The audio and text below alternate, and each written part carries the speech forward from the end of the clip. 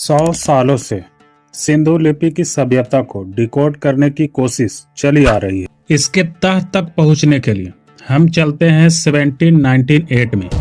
उस समय Napoleon Bonaparte ने मिस्र पर आक्रमण किया ताकि मेडिटरेनियन ट्रेड रूट पर कब्जा कर ब्रिटिश साम्राज्य की कमर तोड़ सके। मिस्र पर कब्जे के दौरान साल 1799 में फ्रेंच सिपाही रोसेटा नाम के एक शहर में एक किले की खुदाई कर रहे होते हैं।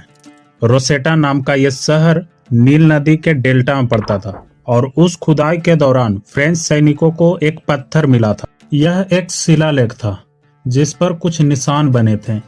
पियर फ्रांसवा बुचाई नाम का एक फ्रेंच अफसर ने देखा और देखते ही समझ गया कि उसके हाथ एक दुर्लभ कुंजी लगी है और ये दुर्लभ कुंजी एक भाषा की थी जिसके निशान 1400 साल पहले गायब हो चुके थे।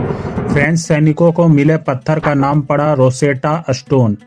भाषाविदों ने दशकों तक कोशिश की और रोसेटा स्टोन की मदद से प्राचीन मिस्र की चित्रलिपि को डिकोड करने में सफलता हासिल की। आप सभी के मन में यह सवाल होगा कि आखिर कैसे इस मिस्र की चित्रलिपि को डिकोड किया गया।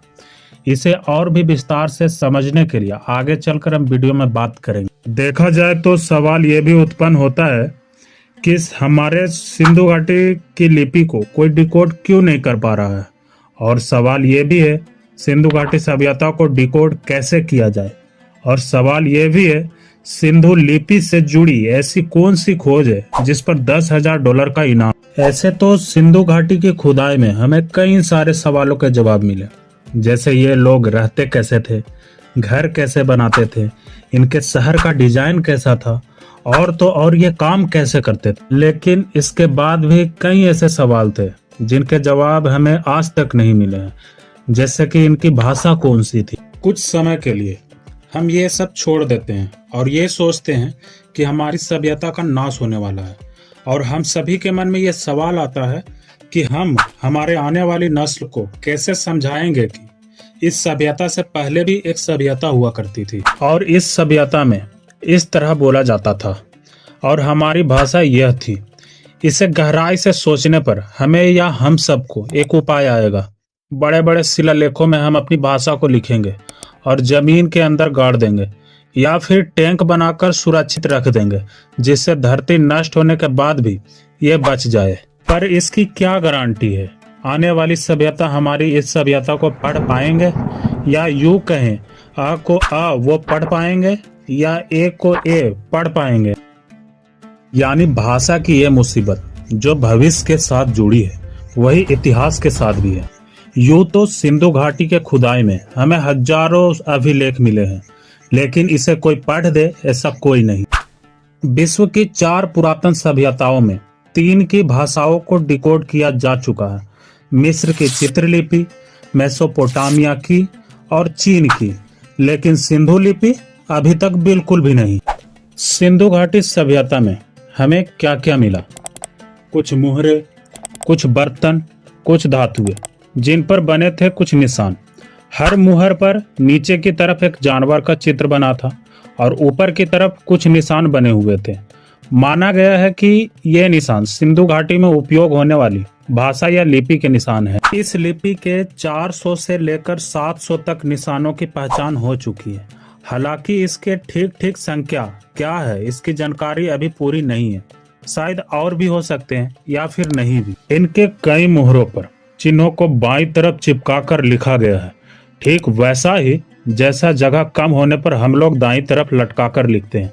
इस तथ्य पर बहुत सारे विशेषज्ञों का मानना है कि इनकी लिपि दाएं से बाईं की ओर है, और बहुत से विशेषज्ञों का यह भी मानना है कि पहली लाइन बाईं से दाईं और दूसरी लाइन दाईं से बाईं।